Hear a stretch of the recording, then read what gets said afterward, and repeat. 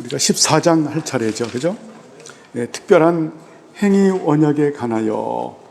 예, 특별한 행위 언약이라는 말씀은 율법을 말하는 거죠. 그죠? 특별한 행위 언약에 관하여. 자, 로마서 2장 14절과 15절을 같이 한번 읽어보시죠.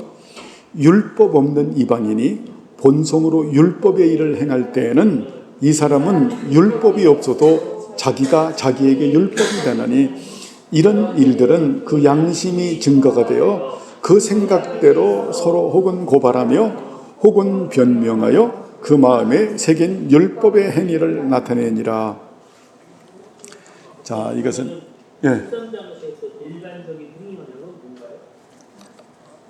우리가 일반적 행위 언약이라고 하는 것은 하나님의 말씀과 하나님의 말씀의 구성과 일반적인 행위 언약이라고 하는 내용은 성경 66권 안에 있는 율법의 기능에 대하여 설명하기 위해서 이런 제목을 쓴 겁니다. 예, 그리고 특별한 행위 언약이라고 하는 것은 이것도 이제 율법의 기능보다는 율법이란 무엇인가? 알겠죠? 일반적인 하나님의 말씀의 구성과 일반적인 행위 언약이 제목이 어려워요. 그래서 처음에 여러분들에게 말씀하죠. 그래서 이 내용에 보면 성경 66권에 기록되어져 있는 율법의 기능이 그래서 네 가지를 설명하잖아요. 그죠? 그렇게 되고, 이제 여기 특별한 행위 언약이라고 하는 것은 뭐냐면, 율법은, 무엇인가? 율법의 기능을 말하는 것이 아니라, 율법은 무엇인가? 율법은 어떻게 구성이 되어져 있는가? 율법에 대한 그 설명이 나오면서, 그러면서 우리가 15장 말씀에는 어떻게 전개가 되냐면, 율법은 첫째 돌판과 둘째 돌판으로 기록되어져 있는데, 첫째 돌판의 첫째 계명은 무엇인가? 그래서 15장부터 그렇게 전개되는 거죠. 13장에는 성경에서 말씀하는 율법의 기능은 무엇인가? 두 번째, 그러면 그 율법의 기능에 대하여 말했는데, 율법은 무엇인가? 특별한 행위 언약은 율법을 말하는 거거든요. 그래서 이 특별한 행위 언약, 특별 계시를 말하는 건데, 특별한 하나님의 법이죠. 그걸 설명하기 위해서 법에서 그 자연법에 대해서 먼저 로마서 2장 14절과 15절을 가지고 이렇게 먼저 우리들이 이해할 수 있도록 이 성구를 쓰는 것을 볼 수 있습니다. 한번 14절, 15절을 한번 같이 읽어보죠. 율법 없는 이방인이 본성으로 율법의 일을 행할 때에는 이 사람은 율법이 없어도 자기가 자기에게 율법이 되나니 이런 이들은 그 양심이 증거가 되어 그 사람의 혹은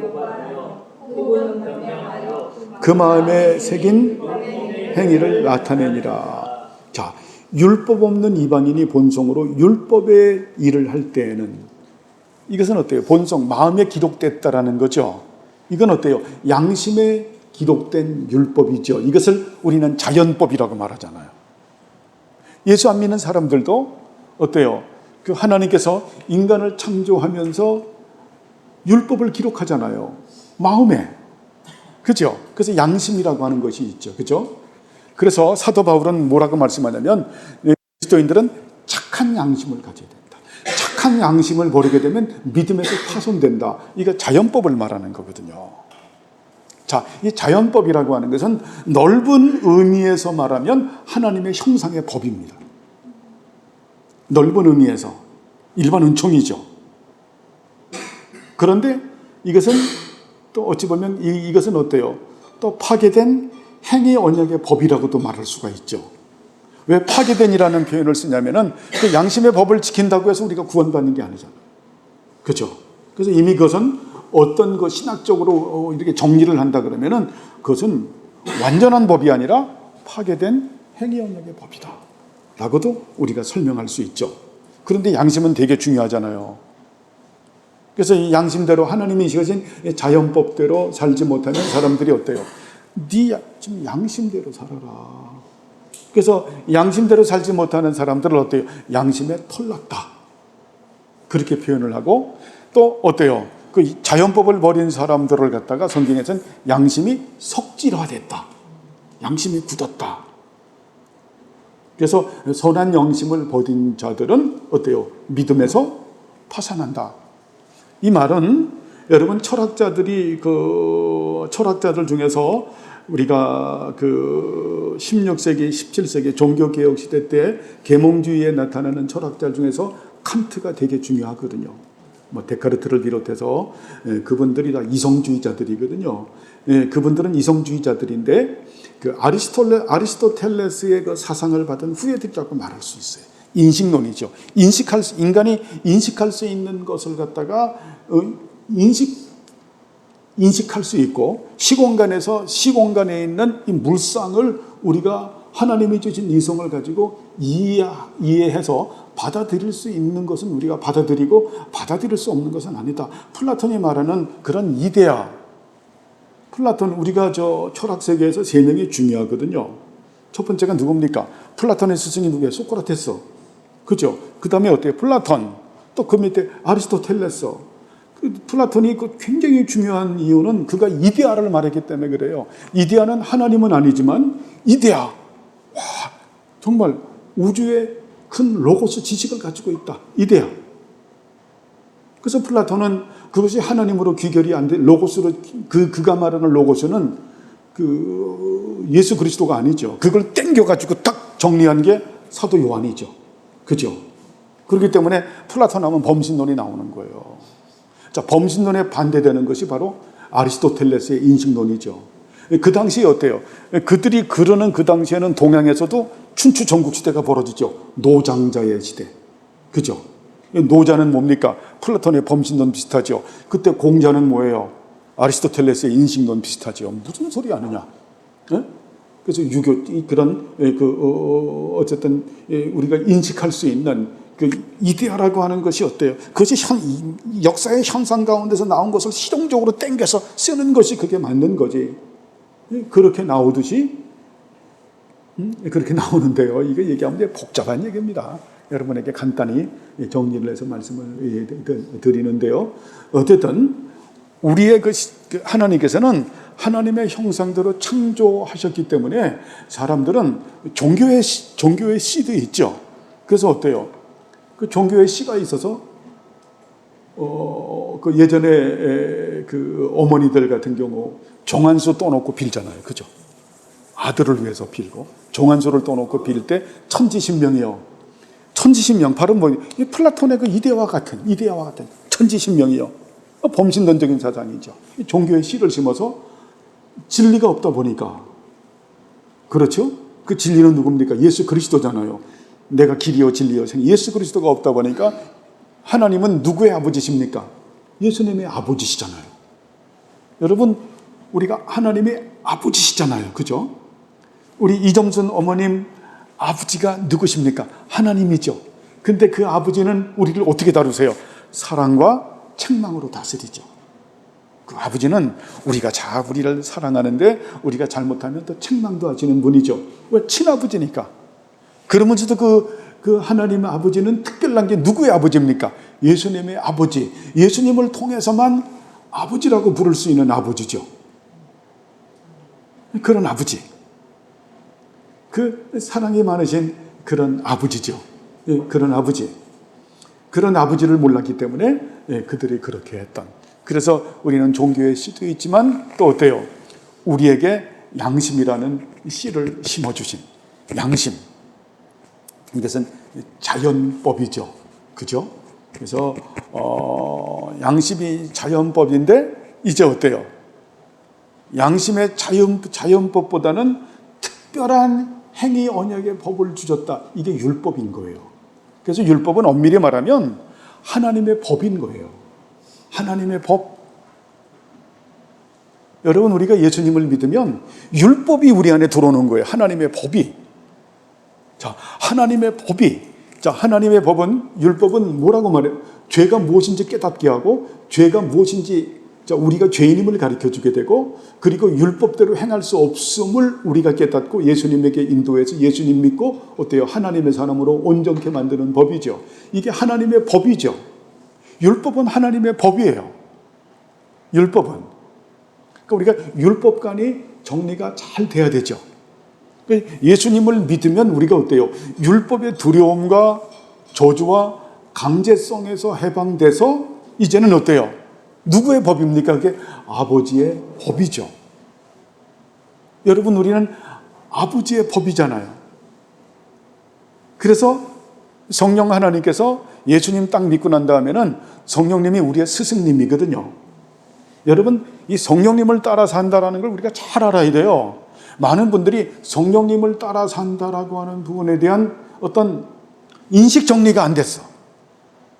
여러분들에게 성령님에 대하여 제가 30몇 가지로 말씀을 드렸는데,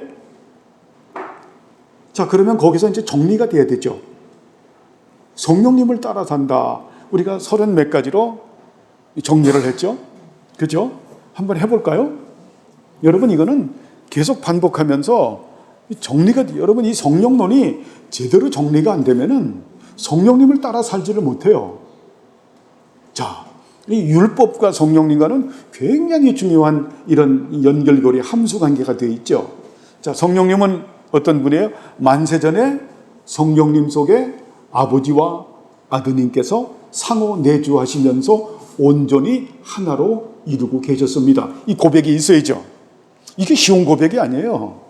이거는 삼위일체 하나님의 그 동동성이라고 하는 이 교리 가운데 나오는 거거든요. 삼위일체 하나님의 동동성이라고 하는 것은 삼신론과 종성론을 거부하는 거죠. 삼신론은 뭡니까? 하나님은 세 분이시다. 성부 하나님, 성자 하나님, 성령 하나님. 예전에 그 조영기 목사님이 삼신론을 얘기했다가 교계가 난리가 났죠. 그죠? 난리가 났다가 본인이 취소한 성부 하나님, 성자 하나님, 성령 하나님. 자, 사빌리우스의 또 양태론이라고 하는, 자, 고전에 삼신론은 어때요? 하나님이 세 분이다. 아니죠. 그죠? 그러면 이단이죠. 자, 그러면서 뭐가 나와요? 이 종성론이, 삼신론은 반드시 종성론이 나와요. 하나님이 세 분인데 어때요? 아버지 하나님보다 조금 열등하신 분이 누구고? 예수님이고, 예수님보다 좀 열등하신 분이 성령님이죠. 그래서 예전에는 성령님을 어떤 능력으로만 그렇게 취급을 했던. 그죠? 여러분, 예전에 우리가 저희 60년대, 70년대는요, 우리 장로님은 더 잘 아시겠지만은, 그때는 성령을 누가 줬어요? 성령님은 아버지와 아드님으로부터 나오시는 분인데, 그 당시 성령님은 부흥 강사가 주는 성령, 쫙 해가지고 받아라, 성령 받아라, 그냥 막 소리도요, 아주 그냥 목소리 자체가 은혜스러워. 막. 목소리 자체가 그냥 쩔었어, 그냥. 에? 여러분, 태극기 부대 그거 하는 리더 목사님이, 난 이름도 기억력이 안 좋은지 그런 건 이해가 이상하게 잊어먹어. 뭐죠? 청강훈. 아, 그분도 그 멘트 하는 거 보면 한마디 말 뭐 하면 은혜가 넘치잖아. 나름대로 영성이, 은혜주의자들이 좋아하는 뭐 찬양도 같지 않은 거 부르면서도 은혜가 있잖아요. 거기에 많이 속아 넘어가죠. 목사님들도 속아 넘어가고 엄청 속아 넘어가는 게 그런 종교 정서에. 여러분, 우리는 1960년대, 70년대, 80년대 우리가 거기서요, 1980년대 그 여의도에서 80년대 그 연합성회를 할 때 우리 한국에 있는 부흥사들은 전부 다 나와서 그때 강의를 했어요. 1시간마다. 야, 그런데 시간이 지체됐어. 저는 잊지도 않아요. 이천석 목사님이 딱 올라와서 뭐라고 말하냐면, 나 이천석은 시간을 잘 지키는 자인데 내 앞에서 먼저 썼어. 나는 이 성구 하나만 부르고 내려갈 거야. 사랑하는 자여, 내 영혼이 잘된 같이 내가 범사에 잘되고 강건하기를 원하노라. 은혜가 철철 넘치는 거예요. 여러분, 지식이 결여됐는데 은혜가 넘치는 거, 이런 종교 정서, 어떤 슐라이르마흐라고 말하는 이 부분에서의 어떤 종교 경건주의 운동, 여러분 굉장히 조심해야 돼요. 굉장히 조심해야 되는, 이단들이 그런 종교 동서가 얼마나 카리스마적이고, 나홍몽 장로가 옛날에 할 때 얼마나 카리스마적이고 불덩어리가 떨어지고,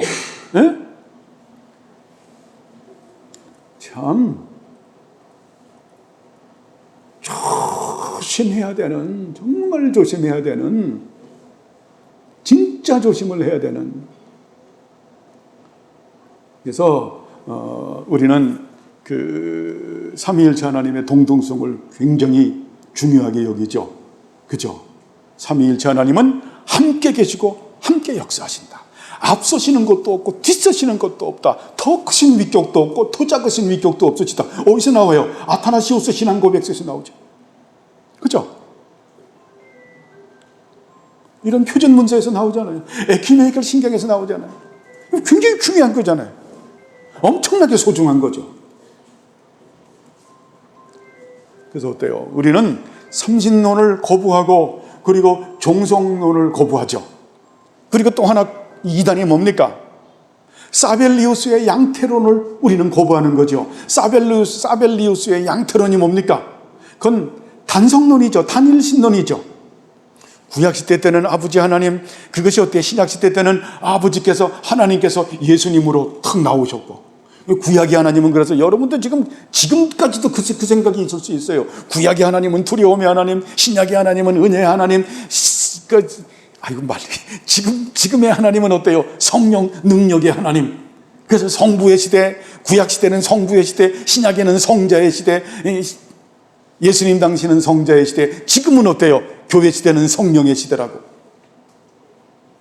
아멘도 했잖아. 아멘 하는 사람 손 들어봐요. 저도 아멘 했었어. 몰랐었기 때문에. 이게 사벨리우스의 양태론이죠. 여러분, 이게 전부, 이게 삼위일체 신론을 거부하고 이 단성론, 이 하나님은 한 분이다라고 말하는 이런 부분들, 그리고 예수 그리스도의 신성과 인성을 부인하는 이것이 전부 영지주의의 뿌리를 가지고 있는 거예요. 우리가 요한 1서, 2서, 3서를 공부하면서 그렇잖아요. 예수님께서 하나님 되심을, 신성을 거부하는. 여러분, 이거 굉장히 중요한 거예요. 삼위일체 신론을 거부하고, 그리고 이 단성론을 말하고, 예수 그리스도의 신인 이성 1인격을 거부하고, 하나님의 영원한 작정을 거부하면서 펠라기오스적인 이게 영지주의가 이단의 깊은 뿌리예요. 그래서 우리가 성령님을 고백할 때도 어떤 이런 동등성을 제대로 모르다 보니까 이런 고백하기를 두려워하는 거예요. 만세전의 성령님 속에 아버지와 아드님께서 상호 내주하시면서 온전히 하나로 이루고 계셨습니다. 이게 굉장히 중요하잖아요. 우리의 삼위일체 신론은 어때요? 그 서방 교부들의 장점, 동방 교부들의 장단점을 헤아리면서 중요한 것만 우리가 딱 섭취한 거잖아요. 이거 굉장히 중요한 거예요, 여러분. 양극단으로 가면 안 돼요. 항상 서방으로 가고 나는 동방주의자, 서방주의자 이러면 안 돼요. 우리는 어때요? 서방과 동방을 구분하면서, 그러면서 어때요? 분리하지 않고 좋은 것만 취해야 되죠. 여러분, 우리의 신학과 신앙이라고 하는 거는 참 그래서 굉장히 공정해야 돼요. 응? 여러분이 진리를 받을 때도 굉장히 공정해야 되고, 그리고 어때요? 신중해야 되고, 세 번째는 바빙크 선생님 말하는데 선별적 비평을 할 줄 알아야 돼. 선별적 비평이 바로 공정하고 신중하고, 그리고 어때? 엄밀해야 돼요. 그러면서도 객관적이 돼야 되는 거예요. 이게 안 되면 안 되죠. 그죠? 이게 객관적이 돼야 되는.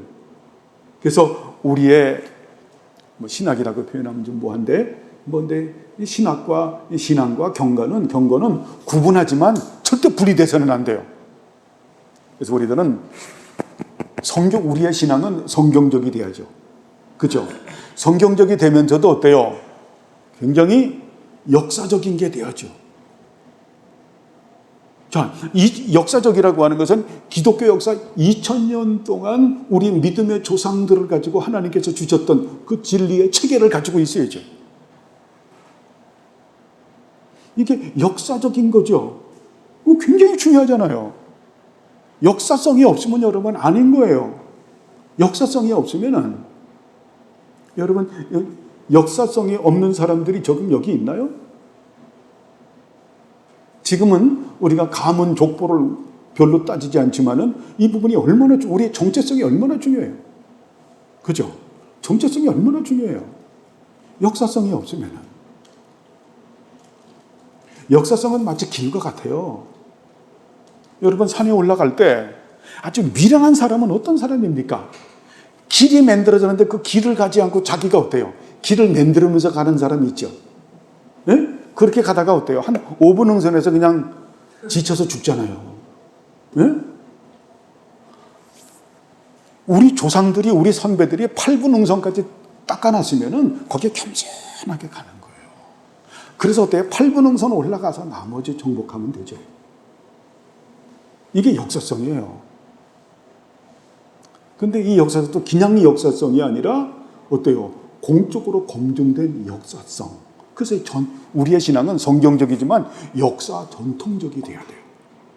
세 번째가 선별적 비평을 할 줄 알아야 되고, 선별적 비평이 첫 번째가 뭐라 그랬죠? 공정하고, 두 번째 신중하고, 세 번째 엄밀하고, 네 번째 어때요? 객관적이 돼야 되는. 그리고 우리의 신앙은 어때요? 상당히 우리의 신앙은 알고 있는 지식이 공교회적인 게 돼야죠. 그죠? 공교회적. 공교회적이라고 하는 것은 뭡니까? 하나의 거룩한 공교회가 가지고 있었던. 그렇게 돼야죠.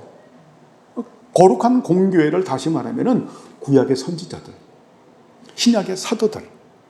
자, 그것을 물려받았던 초대 교부들에 대한 가르침. 자, 그리고 어때요? 종교개혁, 종교 암흑시대 1000년을 만약에 좀 디테일하게 말한다고 하면은 그것을 그 초대 교부들의 가르침을 이어온 사람들이 있어요. 그 사람이 누구냐면 클라우디오라고 하는 그런 분이 있었고, 그리고 그거를 물려받은 사람들이 왈도파, 또 왈도, 성경 번역을 했던 휘클리프, 얀 후스, 그러면서 루터, 쯔빙글리. 이렇게 여러분 우리의 계보가, 우리의 믿음의 조상들이 이렇게 연결되는 거예요. 이렇게 연결되는. 그렇게 되면서 이제 깔병의 제자인 또 그 베자를 비롯해서 블링거 이제 많습니다. 피터 왈도를 비롯해서 많은 우리가 그동안 공부를 했어요. 다 정리하면 많으니까. 그렇게 돼서 어때요? 우리에게 표준 문서를 줬던. 이게 바로 공교회적인 거죠. 이게 공교회적인 거예요, 여러분. 공교회적인 거. 하나의 거룩한 공교회가 가지고 있는 이런 표준 문서, 우리의 신앙은 그래야 되죠. 여러분, 족보가 있잖아요. 이거 족보 굉장히 중요해요, 여러분. 이거 꼴통품을 보면 여러분 어때요? 족보가 엄청 중요한 거예요. 고려시대. 자, 고려시대가 끝나면서 어때요? 14세기 시대에 오면서 하계 분청의 시대. 자, 조선 백제도 초기, 중기, 말기, 또 군왕감화, 이게 다 족보를 가지고 있어요. 그 족보에 근거해서 그래서 도자기를 만들어야죠. 그렇게 도자기를 가장 잘 재현한 사람들이 누구예요? 저쪽에 여주에 있는 그 가마가 아니죠. 그걸 토로해서 응용 적용을 해서 제일 잘한 놈들이 누굽니까? 일본 놈들이에요. 그게 우리 족보. 그래가지고 세계를 장악하잖아요. 세계를 장악하는. 그걸 보면 어때요? 우리 조선 냄새가 물씬 풍기죠. 뭘 보면, 하계 분청을 보면 어때요? 가슴이 막 뛰죠, 이게. 목사님 봤어야죠. 참나. 가슴이 뛰죠. 이게 가슴이 왜 뛸까? 갑자기 가슴 보고 눈물도 날라 그래. 이게 눈물이 왜 날까? 일본 놈들이 만든 이 분청, 이 접시 하나 가지고 왜 내가 그럴까? 우리 거기 때문에 그래요. 여러분, 우리들의 뿌리였던 그들을 보면서 여러분이 그 정도, 개혁교회라 그러면 그 정도가 돼야 되는 거예요. 그 정도가. 그래서 우리의 신앙은 굉장히 공교회적이다. 그러면서도 뭘 추구해요? 우리가 분파로 나가면 안 되지. 우리가 분파로 나가면 안 되잖아요. 지금은 하나님께서 어때요? 우리는 프로테스탄트임에도 불구하고 하나님의 거룩한 경륜 가운데서 이제 개교회라고 하는 것으로 해서 그들도 숟가락 얹을 수 있도록 허락했잖아. 무슨 말인지 알죠? 숟가락 얹게 했잖아. 하나님 은혜와 사랑이 많으신 분이니까 우리도 어때요? 그들과 일치를 이루어야죠. 이게 굉장한 싸움이지만 이걸 일치를 안 이루면 우리가 어때요? 분파주의로 나가게 되는 거죠. 분파주의로 나가면 이것도 아닌 거예요. 일평생 싸움이 있는. 그래서 우리는 그런 우리가 정말 그 고백 가운데서 성령님이 어떤 분인지 우리가 공부하는 거죠. 오늘은 뭐 이거 이제 성령님에 대해서만 하고요. 여러분 다음 주 해도 이것만 해도 대단한 겁니다. 이러면 성령론만 해도 여러분 몇 년을 배워야 돼. 예? 참, 이 성도는 진리에 대한 굶주림이 없으면요, 진리에 대한 목마름이 없으면은 극단적으로 말하면 성도 자격이 없는 거예요. 어느 그 레디칼한 목사는 그렇게 말해. 진리에 대한 굶주림 없으면 나가서 그냥 죄 짓고 화끈하게 죄 짓고 지옥 가라 이래. 근데 우리 주명교회는 그런 말 절대 안 하죠. 우리는 어때요? 정말 상한 갈 때고 꺼져가는 심지와 같은 우리이기 때문에 하나님 나가서 열심히 화끈하게 죄짓고 지옥 가라는 말은 우리에게 하지 마시고 그저 꺾지 말아주시고 끄지 말아주시고 은혜 베풀어 주셔서 그래도 이 진리를 우리 속에 심어서 우리가 그 하나님의 나라의 거룩한 반열에 들어서 하나의 거룩한 공교 안에 사는 지체가 되게 하소서. 우리가 그렇게 하잖아요. 그죠? 간절하게 애절하게 하나님 앞에 우리가 부르짖고 매달리는 거죠. 그래서 만세전에 성령님 속에 아버지와 아드님께서 상호 내주하시면서 온전히 하나로 이루고 계셨습니다. 이 고백이 중요한 이유는 만세전에 어때요? 자, 영원전에 본 하나님의 존재 양식 때문에 그러죠. 동방교부들이 고백을 했던 영원절에 본질의 일치 가운데서 바로 본질의 일치 가운데서 호모우시오소 본질의 일체 가운데서 사랑의 교제를 나누시면서 온전히 하나로 이루고 계셨죠. 본질의 일치 가운데서 호모우시오소 본질의 하나됨 일치 가운데서 의지의 교제를 나누시면서 하나로 존재하셨죠. 본질의 일치 가운데서 사역의 교제를 나누시면서 온전히 하나로 이루고 계셨죠. 그죠? 굉장히 중요한 그런 존재의 양식이잖아요. 그죠? 그렇기 때문에 만세전의 성령님 속에 아버지와 아드님께서 상호 내주하시면서 온전히 하나로 이루고 계셨습니다. 삼위일체 하나님은 함께 계시고 함께 역사하시고 앞서시는 것도 없고 뒤서시는 것도 없으시고 더 크신 위격도 더 작으신 위격도 없으신 분이시죠. 그죠? 그러한 성령님은 어때요? 삼위일체 하나님의 제3위이신 분이죠. 삼위 되신 진도 좋은 표현이 아니에요. 되셨다고 하는 것은 굉장히 표현이 좀 한국말에 문제가 있죠. 그죠?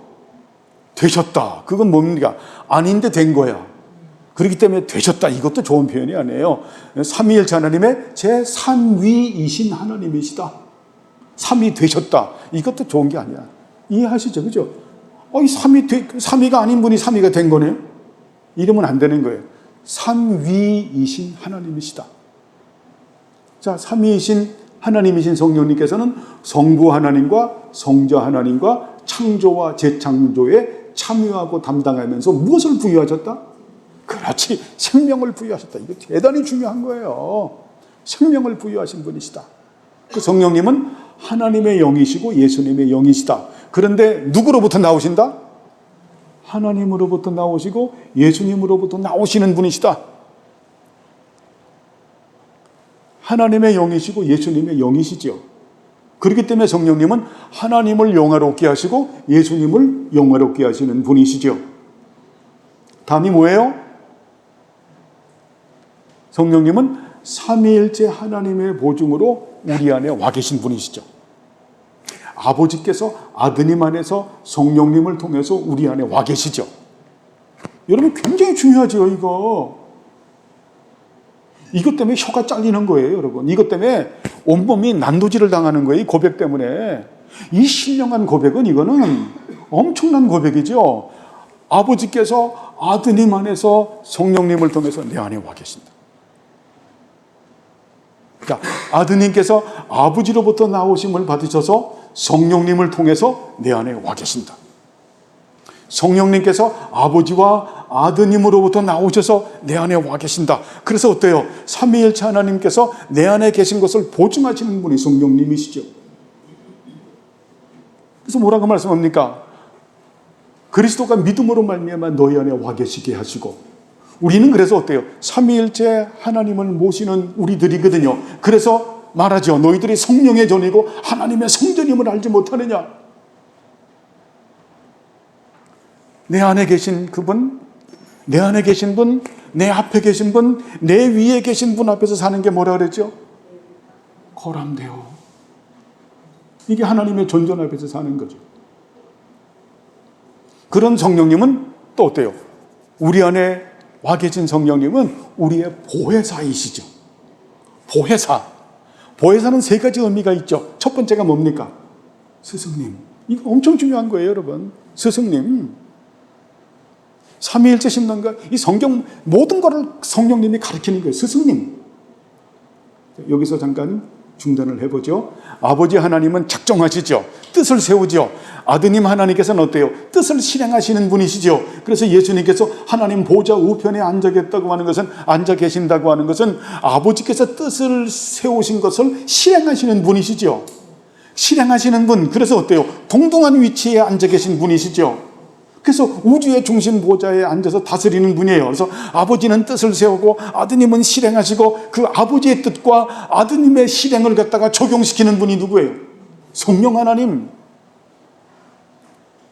그분이 우리의 선생님이 되시는 거예요. 선생님. 스승님이 되시는 거예요. 두 번째, 성령님은 또 누굽니까? 우리의 보호자가 되시죠. 우리를 보호하시는 분이세요. 그리고 성령님은 뭡니까? 우리를 위로하시는 분이시죠. 우리 어머님도 이렇게 슬플 때가 있어요.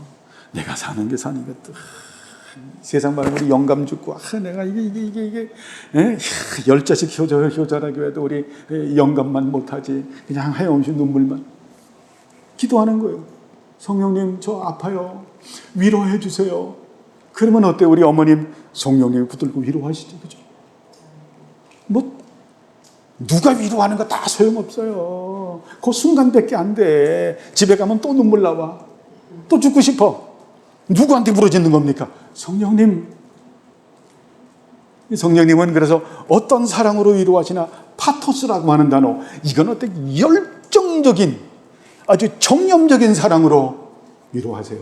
우리 어머님 기도하세요. 그러면 이 초신자의 기도는 죽은 소도 일으킨다 그랬어. 우리 성령님께서 우리 어머님 푹 안을 거예요. 예수님이 안아요. 오냐? 점수나 내가 너 안아줄게. 그래서 우리 어머님에게 기쁨이 넘치길 바랍니다. 기쁨이 넘치는 인생을 살아가면서 이런 은혜들이 한 번 있어야 돼. 드라마틱한 은혜들이. 제가 이걸 체험했기 때문에 하는 얘기예요. 이야, 정말 저는 깜짝 놀랐어요. 오, 이건 사람이 품에 안는 것보다 그냥 너무너무 제가 놀래가지고 예배를 못 드렸어. 너무너무 놀래가지고. 그래서 제가 영어로 고백을 했어요. 한국말로 안 돼서. He touched me. 그분이 나를 갖다가 만지셨다. 지금도 어때요? 그냥 그 품이 기억이 나. 지금도 그냥 그 얘기만 하면 심장이 예리예리해. 성령님이 그런 분이에요.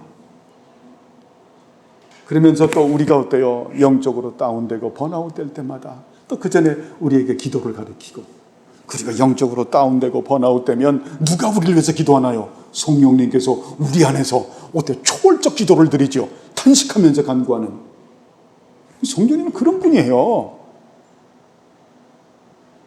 그리고 우리를 예배의 경계로 올리시고, 우리를 기도의 경계로 올리시고, 산제물로 우리 자신을 하나님께 바쳐드리게 하는 영적 예배를 드리게 하시는 분이시죠.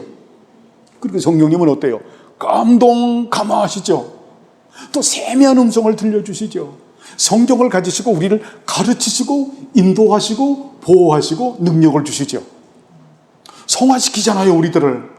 어떻게 성화시키나요? 거룩에 대한 열정과 거룩에 대한 능력을 주셔서 우리가 성화될 수 있도록. 그리고 성경을 가지시고 우리의 생각에 기록하시고 마음판에 새기시고, 그렇게 해서 어때요? 예수님의 장성한 분량까지 자라가게 하시고, 삼위일체 하나님과 예수 그리스도의 속성과 성품을 닮아가게 하시고, 성령 세례인 어때요? 중생과 회심과 영생이라고 하는 은총을 주셔서 우리가 자원하는 순종, 자원하는 마음으로 순종하고 자원하는 마음으로 헌신과 섬김의 삶을 살게 하시는, 성령님을 따라 살게 하는 네 가지 은총 우리가 배웠죠. 그죠? 뭡니까? 우리 육체의 소욕을 날마다 십자가에 못 박게 하시고, 그리고 오늘 배울 이 중요한 율법에 대한 그 의미와 정신을 깨닫게 하시고, 이제는 어때요? 그걸 넘어서는 삶, 쉽게 말하면 뭡니까? 율법을 하나님 아버지의 법으로 우리가 깨닫고 이제 기쁨과 즐거움을 가지고 순종하게 만드는. 세 번째가 하나님 나라 속에서 살게 하는, 네 번째가 성령님의 열매를 맺게 하기 위해서 성령님을 따라 살게 하죠. 이게 다 성경에서 가르치는 내용이죠. 그 정리가 된 거죠. 성령 충만이 뭐라 그랬죠? 삼위일체 하나님과 예수 그리스도를 아는 지식으로 충만한.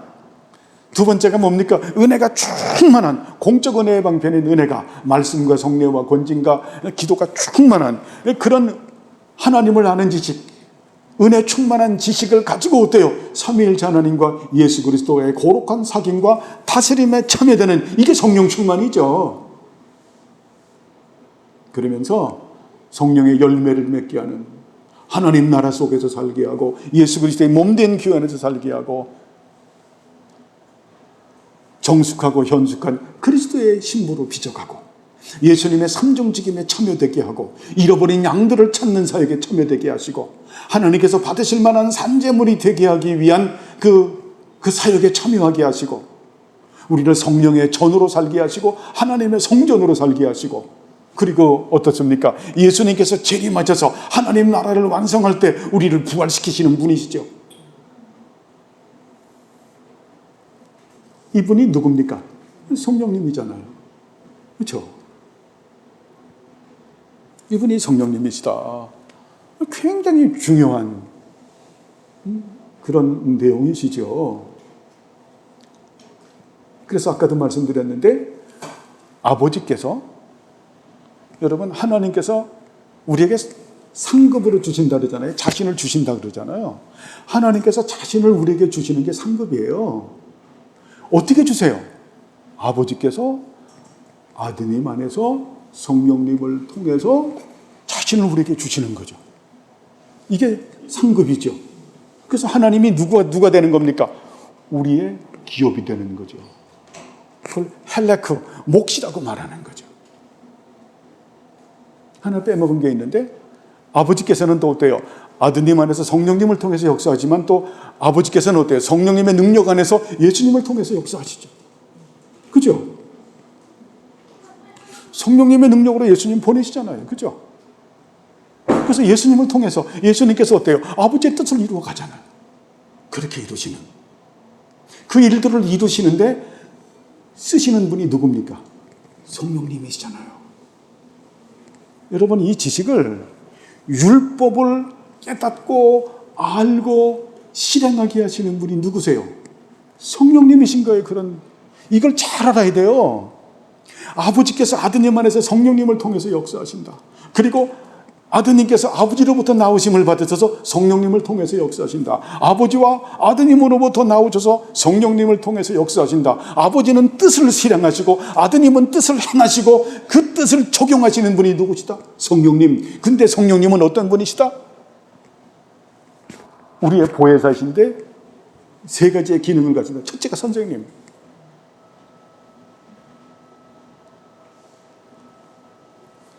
두 번째가 무엇이다? 우리를 보호하시는 분이시다. 세 번째가 우리를 위로하시는 분이시다. 이 성령님을 통해서 산다라는 거는, 그래서 어때요? 아버지께서는 우리가 성령님을 따라서 살길 원하시는 거예요. 아드님인 예수님께서 우리가 누구를 따라 살길 원해요? 성령님을 따라서 살기 원하시는 거예요. 자, 우리가 성화의 사역을 담당하려고 하면, 자, 삼위일체 하나님의 은혜가 있어야 되는 거예요. 삼위일체 하나님의 은혜. 아버지의 그런 영원한 작정의 은혜가 있어야 되고, 두 번째는 아드님의 구속 사역의 은총이 있어야 되죠. 셋째는 어때요? 성령님의 내주하심의 은총이 있어야 되는 거예요. 오전에도 말씀드렸지만 예수님이 어떤 분이에요? 여러분에게 어떤 분이신가요? 기독론에서 뭐 우리도 이것도 서른 몇 가지인데 하면은 너무 시간이 많이 가서 벌써 2시 45분인데, 네? 이제 참 우리는 어때요? 굉장히 연약한 거야. 네?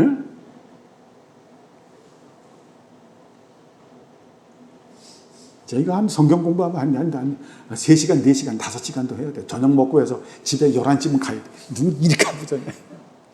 그러면 다음 주부터 교회 안 나온다 그러겠지. 참 우린 너무 약골이 된 거예요. 진짜 약골이 됐어.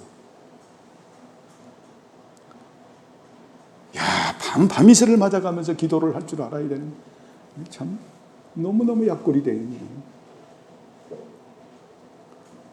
성령님이 여러분 그렇게 우리를 사랑하시는 분이에요. 그러니까 성령님은 우리가 진리대로 살기를 원하는 거예요. 성령님께서는 그래서 어떻게 역사하냐면 말씀 안에서, 말씀과 더불어, 말씀과 함께, 이게 붙어 있어요. 말씀 안에서, 말씀과 함께, 말씀과 더불어, 그러면서도 어때요? 말씀을 가지시고, 제한하면 안 되죠. 그죠? 이거 제한하면 큰일 나는 거예요. 성령님을 말씀 안에 가두어 버리게 되면 이게 루터 신학이 되는 거예요. 그러나 이건 굉장히 중요해. 말씀 안에서, 말씀과 함께, 말씀과 더불어. 왜? 성령님께서 하시는, 우리에게 은혜 주시는 방편이 뭐기 때문에? 말씀이기 때문에. 말씀 안에서 말씀과 더불어, 말씀과 함께, 어떻게 우리의 감동감이에요? 말씀을 가지고. 그죠? 말씀을 가지고 세미한 음성도 들리시죠. 그러면서도 또 어때요? 말씀을 가지시고도 하시죠. 우리에게 또 세미한 음성으로 들려주세요. 그건 받지 않은 사람은 깨달을 수가 없는 거죠. 또 말씀을 가지고 우리를 가르치시고 인도하시고 보호하시고 능력을 주시는, 이걸 정리하면 어때요? 성령님은 말씀을 가지고 우리에게 은혜 주시는 방편이다. 이 말씀을 우리가 어때요? 포괄적으로 말씀하면 하나님의 법, 토라예요. 이걸 말하는 거예요. 특별한 행위는 토라다. 자꾸 우리가 율법과 복음으로 나누다 보니까 이거를 율법하면 굉장히 이상하게 생각하는, 우리는 이미 넘었잖아요. 율법을 행함으로만 행할 수도 없고, 어때요? 그걸 지켜서 구원받는 게 아니잖아요. 율법의 기능 이미 배웠잖아요. 그죠? 죄가 무엇인지 알고 죄인임을 깨닫게 하고 예수님 믿게 하고, 그리고 믿어서 하나님의 사람으로 온전케 만든다. 그런 율법은 이제 무엇인가? 그 특별한 행위 언약을 말하는 게 이제 기능이 그렇다면 율법은 우리에게 어떻게 접근되는가?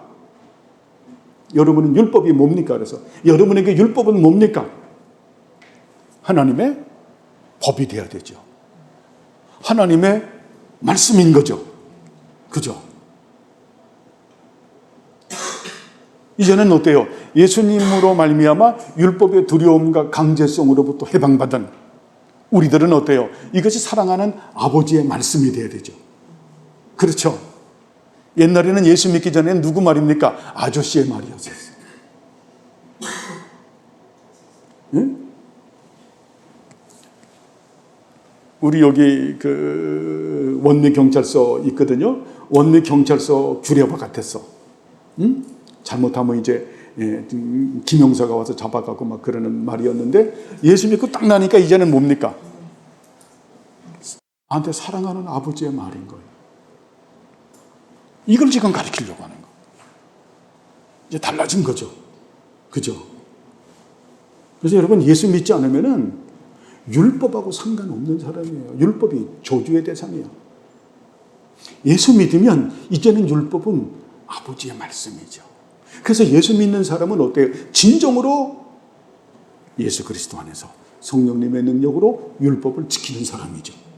율법에 순종하는 사람이죠. 율법은 아버지의 말씀이고 이제 율법은 결국 뭡니까? 하나님을 사랑하고 이웃을 사랑하는 사랑의 법이 된 거죠. 여러분 사랑의 법이 됐음을 믿습니까?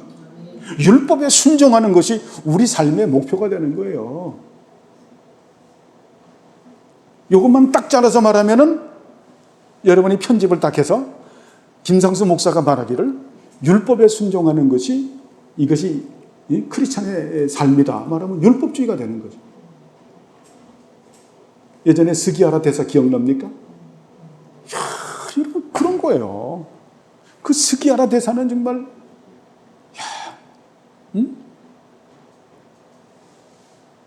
안 잊어먹으셨죠? 예, 그 스기야라 대사 그렇게 파면되고 고향에서 가난한 그 문방구를 하다가 스기야라 대사가 자기 아내하고 소박한 삶을 살고 죽었는데 일본의 기자가 신문 기자가 스기야라 대사는 과연 어떻게 살았는가? 유대인들을 갖다가 구원하기 위해서 그 대사로서의 그들의 그 시민증을 발부했던 그 스기야라 대사. 그 아들에게 질문을 하니까 아들이 뭐라고 말합니까? 기자가 아버지의 말년은 어땠나요? 우리 아버지의 말년은 우리 어머님의 아버지의 부모님의 말년은 너무나 행복했습니다. 왜 행복했죠? 대사에서 쫓겨나서 가난한 문구점을 하다가 돌아가신 촌노로 돌아가신 분인데 어떻게 그들이 행복할 수가 있죠? 우리 아버지와 어머니는 자신의 인생의 목표를 달성했기 때문입니다. 그러면 인생의 목표가 문구점 하는 건가요? 천만의 말씀입니다. 우리 아버지와 어머니의 인생의 목표는 하나님의 말씀에 순종하는 겁니다. 그분들은 그걸 최대의 인생의 가치를 알고 살았습니다.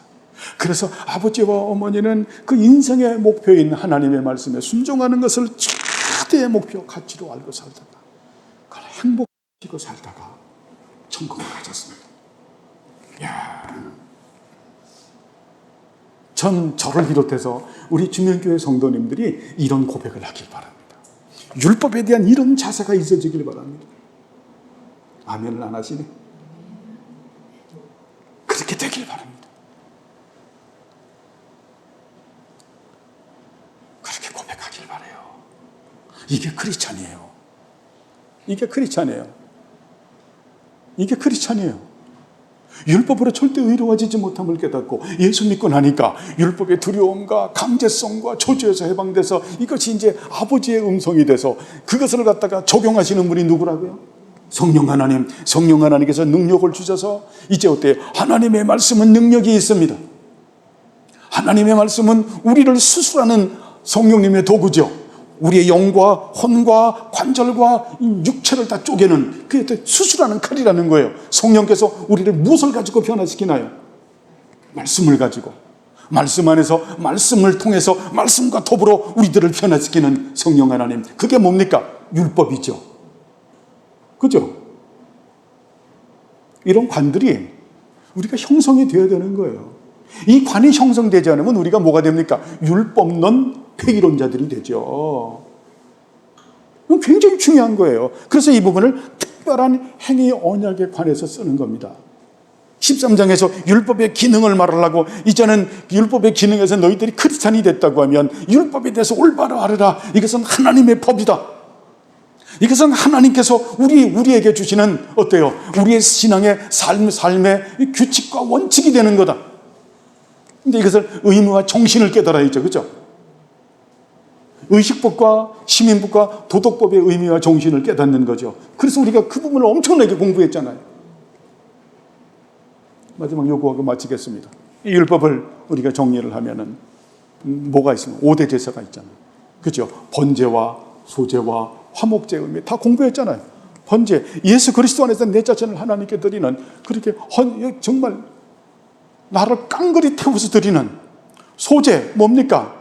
감사와 헌신의 삶을 사는 화목제, 하나님과 화목하고 이웃과 화목하는 속죄제와 속건제 십자가의 대속 사역의 은총을 말하는 거죠. 그 다음에 거제, 요제, 전제, 하나님께 내 자신을 드리는 거죠. 감사제와 수은제, 감사의 삶을 사는 거죠. 자원제, 서원제, 낙헌제, 전부 감사의 의미를 잇는 거죠.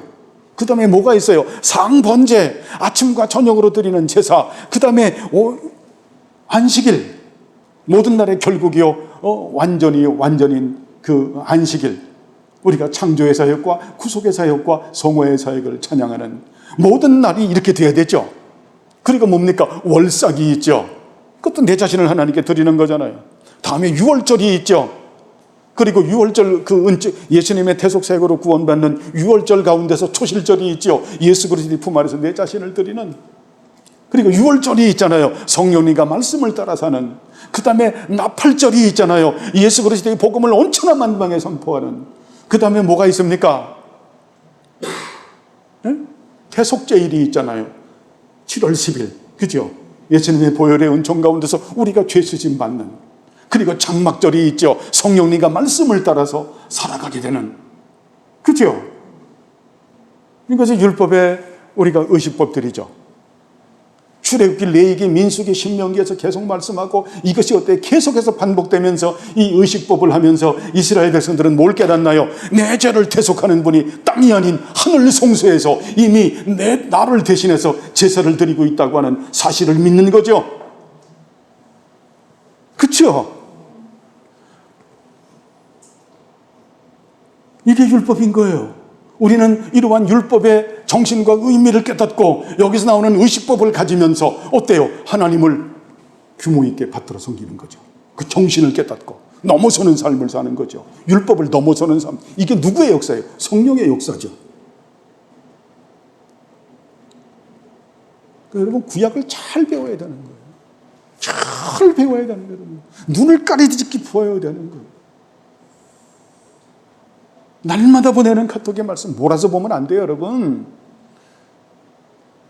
제가 칭찬하면은 우리 정경래 집사님, 우리 정경수 집사님 대표적으로 그냥 꼼꼼하게 보는 눈을 까리지고 그냥 이렇게 봐서, 예?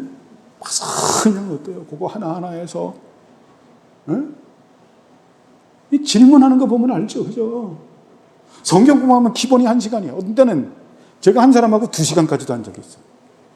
해고 나면 머리가 흔들려. 할 것, 어휴. 예? 근데 그걸 하나님이 얼마나 기뻐하는지 몰라요. 그래야죠.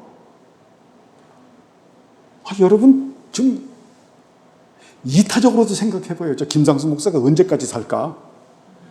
저거 살아있을 동안에 김상수 목사 있는 거 내가 빼먹어야지. 아주 악착같이 빼먹어야지. 여러분, 제가 글로 쓴 거하고 지금 이 시간하고 다른 거예요. 저하고 1대1로 하는 건 인격 대 인격이기 때문에 거기에서 스파크하고는 다른 거예요. 여러분 좀 이런데 이제를 좀 가지길 바랍니다. 이런데 계산적이 되길 바랍니다. 그 땅바닥에 동전 줍는 거 계산적인 거 말고. 그죠? 아주 골수까지 내가 빼먹는다. 골수까지 빼먹을 가치가 있는 사람인지 모르겠지만은 여러분들이 그 정도 열심을 가지고 배워야 됩니다. 열심히 배워서 그래서 관들이 형성이 되는. 그래서 스트럭처가 딱 형성이 돼야 돼요. 그래야 어때? 시대적 조류에 넘어가지 않는 거예요. 역사가 한 방향에 바람을 불 때마다 여러분 앞으로 엄청난 일들이 벌어져요. 그때 하나님의 나라로 굳건하게 딱 서서 가지 않으면은 전부 배도와 배교의 물결에 휩쓸려가는. 이미 어때요? 우리 장로님도 아까 말씀하잖아요. 300명이었던 교회가 목사님 50명, 60명이 된 게 이게 교회입니까? 현실인 거예요. 그 현실인 거예요, 지금. 정신 바짝 차리고 율법을 잘 공부하십시다. 이제 창세기 끝나고 출애굽 됐는데 열심히 잘 공부하십시다. 공부해서 여러분, 그래서 정말 그것이 아버지의 말씀으로 우리가 잘 형성되는 우리 모두가 되길 바랍니다. 기도하십시다. 하나님 아버지여, 감사를 드립니다. 우리를 사랑하셔서 이제 이 율법의 말씀을 가지시고 우리들에게 하나님의 법을 가르치셔서 정말 하나님의 자녀로서의 바른 모습을 갖는 우리 모두가 될 수 있도록 은혜 내려 주옵소서. 예수님의 이름으로 기도드리옵나이다. 아멘.